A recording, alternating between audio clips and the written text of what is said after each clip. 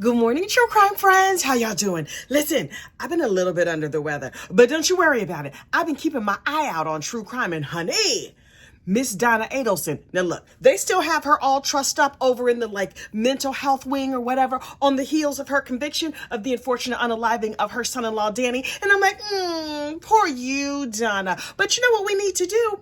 We need to investigate her neighbors in her new neighborhood. You see, Donna Adelson is going to be moving to the Lowell Correctional Facility.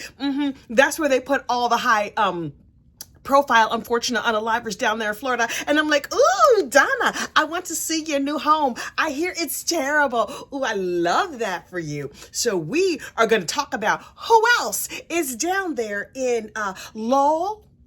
This is Meet the Neighbors, Donna Adelson edition. But first, you know what you need to do. Please like this video, subscribe to the channel, and share out this madness that I call a YouTube channel. Me and you, we're going to get to 30,000 subscribers together. Okay, so picture it.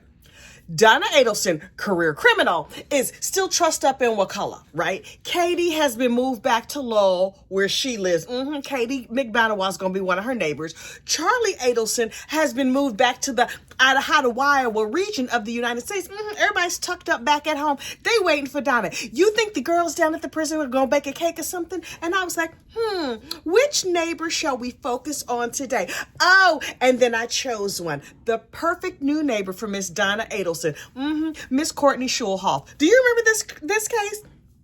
I did not remember this case. Please know, Miss Donna thinks she's super duper famous and fancy and stuff like that. There's a whole bunch of other women who have movies and episodes snapped about them. So Donna girl, you're really not that famous. I know that's going to make you real sad. But look, back in 2003, a long time ago, Courtney was only 16 years old. And she was cute and petite, and she was, 16-year-old girlish, annoying and falling in love with boys and feeling like these boys were the miracle of her life or whatever, right?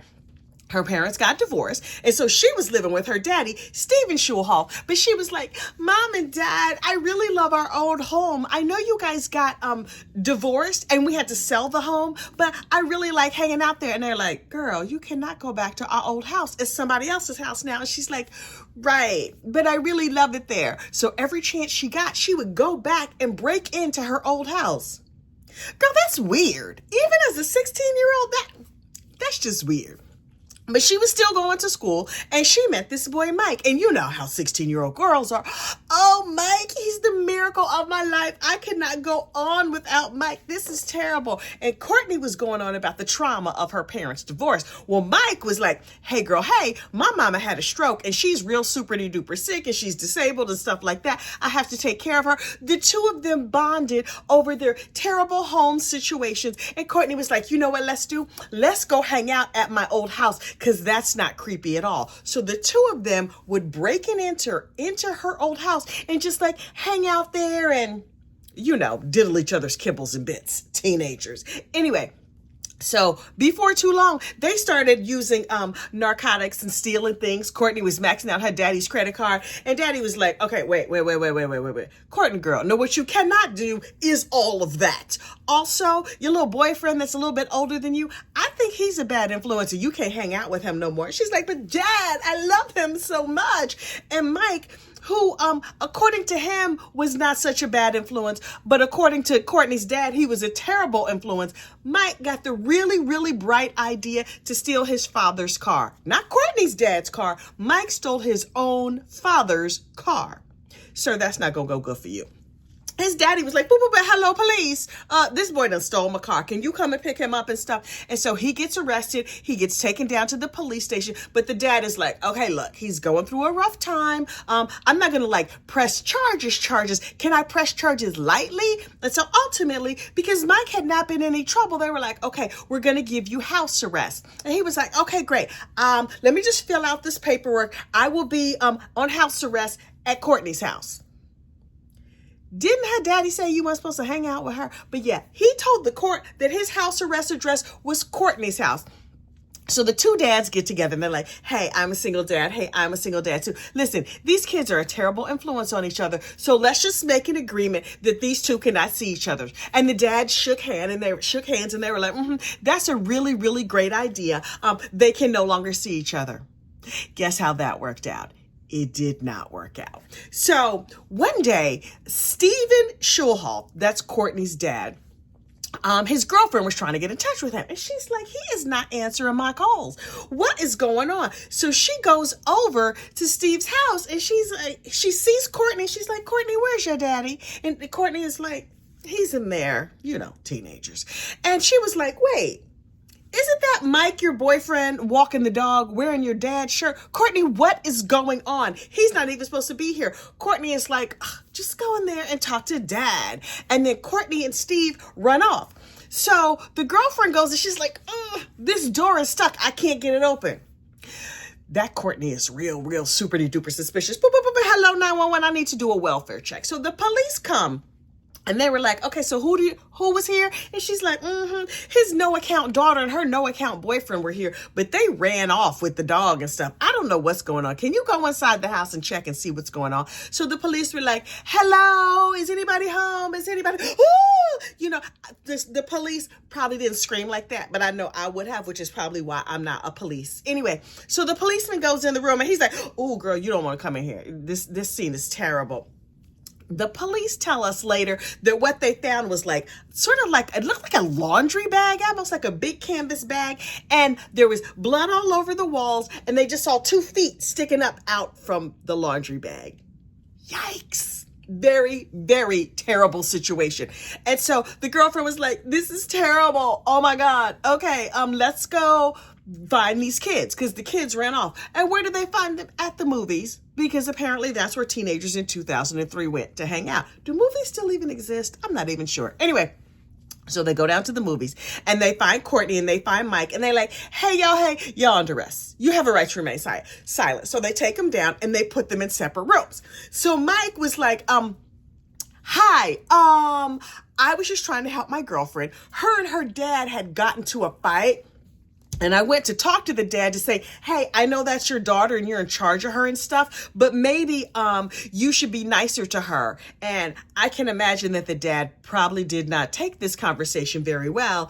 And according to Mike, Courtney handed him a bat and was like, go in there and confront my dad. And so during the course of this confrontation, the daddy got beat up upside the head and slipped the surly bonds of this earth. They never mentioned how he got in that laundry basket. I guess nobody asked. The reporting that I saw did not cover it. But apparently, according to Mike, after it was all done, Courtney was like, well, why are you upset and crying? Now we can be together forever. And he's like, Courtney, girl, this is not good. I think I was already on house arrest. This is not going to go good. Meanwhile, in a separate room where Courtney was being interviewed, she was just like, me and my dad had an argument and my dad beat me up. And I told Mike, my boyfriend, oh my God, my dad beat me up. This is terrible. I'm so sad. And then my boyfriend, Mike, goes and unfortunately unalives my dad with a bat. Okay. So we have 2 versions of this crime. We have Courtney's version and we have Mike's version. Okay, but here's the thing. All the DNA evidence and the physical evidence point to Mike. It doesn't point to Courtney at all. See, Mike's DNA was on the bat. There was blood on Mike. Everything pointed to Mike. So the cops were like, we don't know, prosecutor, we don't know what you're gonna do with Courtney, but Courtney was going to trial first. So Courtney got a cute little bob haircut and she sat there like, I'm just 16. I was in love. I don't know why my boyfriend did this. And so they had all these witnesses come up and stuff and they were like, we found the daddy. He was in the bag. His feet were sticking up in the air. It was a terrible situation. And then one of the kids' friends takes the stand and was like, oh yeah, they was always talking about, unfortunately, unaliving her daddy. It was a terrible situation. And usually it was Mike running his mouth about taking daddy off the playing field. And Courtney would just be like, it's so funny when you talk about taking my daddy off the playing field. That's terrible. Girl, you are a horrible human being. Anyway, then controversial Detective Egan takes the stand. And I was like, oh, who is this Detective Egan? Tell me every single thing. Well, apparently the defense had fought long and hard to keep Detective Egan's testimony out of the trial.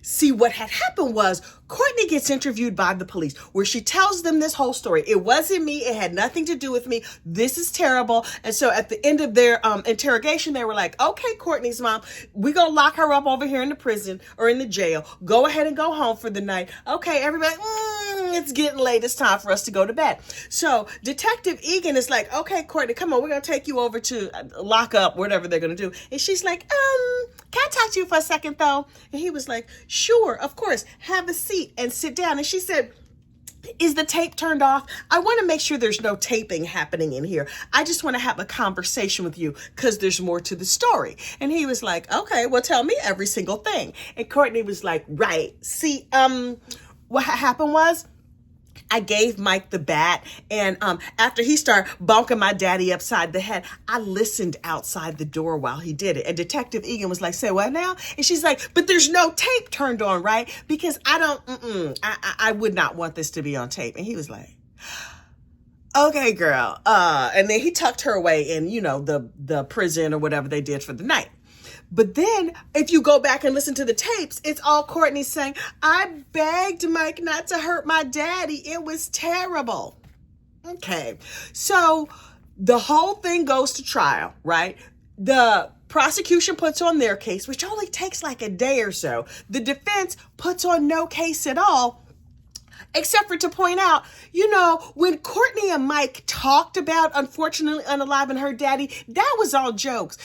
That's not funny. Y'all are not good at jokes. So the jury is like, okay, we have heard everything. We're going to go back here in the verdict room, in the deliberation room, and we're going to take like 2 seconds. And they come back, they're like, Your Honor, we, the jury, find this Heffa guilty. As you probably summarized, because she's living down here at the Lowell prison. But wait, there's more. Right? So she gets convicted. The jury, they stand up, they read the verdict, and she sits there like, la-di-da. No reaction at all. And I was like, okay, I guess she's a hardened criminal and only 16. And so then the judge is like, okay, statutorily, you were sentenced to life in prison. Bye, girl, you're going to go live in prison forever. And she's like, Your Honor, can I say something? Now, she has huddled with her lawyers for a wildly long time. And the lawyers are like, this don't seem like a good idea. But Courtney's like, I'm 16. I clearly know everything. I would like to make a statement to the court. Well, now I am leaning all the way in.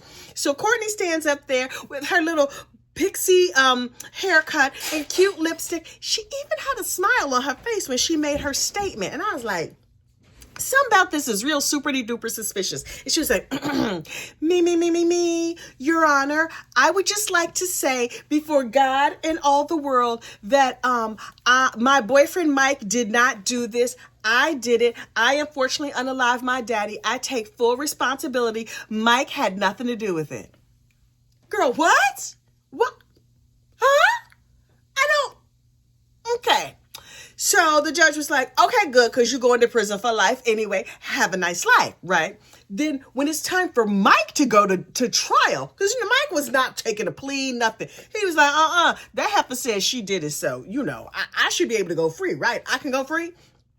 That's not how, court works. So Mike goes to trial. The first witness at his trial is that crazy behind Courtney. Now, she's a couple years older now. She was 16 at her, she was 16 when the thing happened, when the crime happened, 18 at her trial and like 19 at her boyfriend's trial.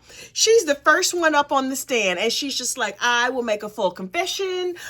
Yes, my story does not match like the evidence and the DNA and all of the, how they do, like they have a dude come in and take the pictures and they're like the blood splatter goes left, right, and everywhere. All of that made it look like Mike did it. But Courtney was like, it was not me. Don't believe that DNA and the trajectory and the fingerprints and stuff. I am here to confess. Okay. She goes on to explain, the reason why I did it is because I loved Mike a real lot. And my daddy said he couldn't live in our house. And I just thought that was very wrong because 16-year-olds are making life decisions for their parents' house. Child, I bet you they not. Anyway, and she's just like, also, as a side note, my daddy essayed me. Ma'am, You're a terrible human being. You and Donna Adelson gonna get along real good in my estimation. So the jury goes out for 35 seconds and Mike gets convicted right away. But here's the thing. It was an unalive penalty case. So the conviction, pretty much a foregone conclusion. It was a slam dunk. But then they had to go through a whole penalty phase, which is like a second trial. Should he get the unalive penalty or should he serve life in prison? They have like a second mini trial about the penalty phase. And then the jury is out for 5 hours. Life or death, life or death. Finally, the jury comes back and they're like, LWOP, life without the possibility of parole. Bye, Mike. No one has deserved it more than you, right? Here's the thing. Plot twist. Many years later, the Supreme Court has decided that juveniles sentenced to life without the possibility of parole, that's cruel and unusual punishment. In my opinion, it was cruel and unusual punishment for her to use that bat on her daddy or to get her boyfriend to do it, but don't go by me. Clearly, I am not a legislature. So the Supreme Court has decided that, Mike, who was a little bit older, he was technically not a minor. He was over 18 at the time of the crime. His life sentence, that means life. You there forever, ever. But Courtney, because she was 16 at the time of the crime, she has to be granted parole. Well, she has to have the opportunity for parole.